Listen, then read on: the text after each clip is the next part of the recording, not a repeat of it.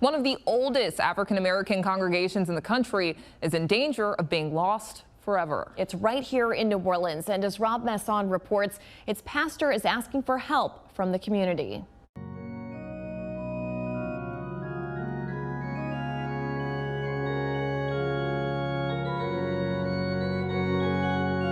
Majestic twin spires tower more than 60 feet above this central city neighborhood, but the historic First African Baptist Church in New Orleans is in danger.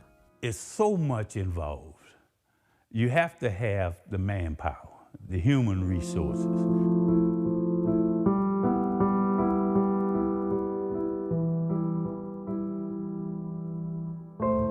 Pastor William Brent chokes back emotion as he enters the sanctuary of a church first founded in 1817, nearly 50 years before the end of slavery. It was a monumental, and you might say a signal moment in the history of our people, being that there were freed slaves. In its early years, black worshipers were not allowed to gather on their own to hold services legally. They had to be sponsored by a white church, which meant their meetings were monitored and strictly controlled. First Baptist Church that assisted, because they had to meet under the watchful eye of a white congregation, and also had to have 2 policemen present during their meetings, and if they met over 2 hours, they would be jailed. Despite restrictions, First African became the first African-American congregation incorporated in Louisiana, eventually relocating to its current 3rd Street location in 1947. To me, the shoulders that we stand on today is very important for the folk who made situations so where we can do what we do today. Renowned singer Irma Thomas was a longtime member of the congregation and its choir. Whenever they would call on me and they wanted me to do something to raise funds, I would still participate and help in any way I could. Thomas says she performed benefits to help fund an elevator and other improvements. She says her husband, Emil, helped install carpet, air conditioning, and even a new roof. I don't know where to start at. I did everything. Whatever it needed done there, I did it. Now Thomas and others worry about the structure the Louisiana Landmark Society recently listed as one of the most endangered historic buildings in the city. You have that freedom now to be in a church that was built on the backs of folks who didn't have that freedom, but yet that church is there. And I think it would be very important. And once that's gone, you know, the historic fabric of the city is in some areas just irretrievably lost.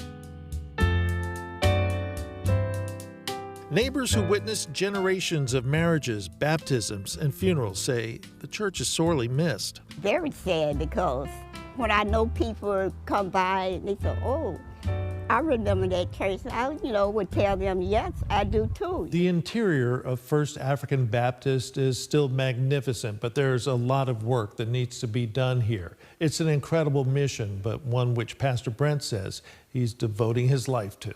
Do you see hope here? Always. Always hope. Water damage is evident throughout the massive church, but the sanctuary remains remarkably intact. Its magnificent woodwork around a graceful upper balcony has survived, but thieves have taken a toll. Oh yeah, see, all the pulpit furniture is gone.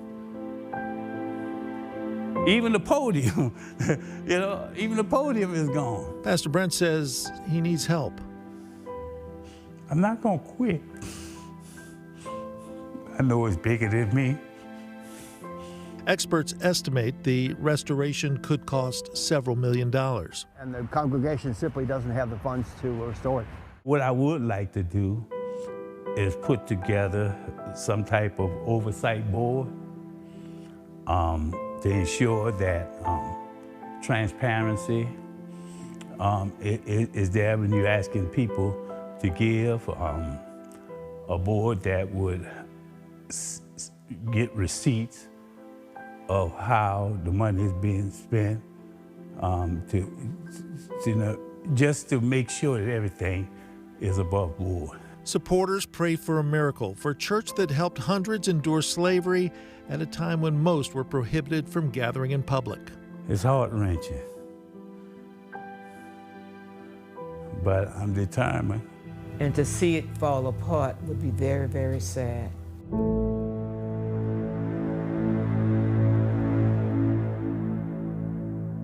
Rob Masson, Fox 8 Local First. First African Baptist sits a block away from New Zion Baptist Church, where the Southern Christian Leadership Conference was founded. Pastor Brent says both churches were vital to the civil rights struggle and could be part of a civil rights trail. Brent set up a First African Church Preservation Fund at Hancock Whitney Bank for anyone wishing to help with the restoration.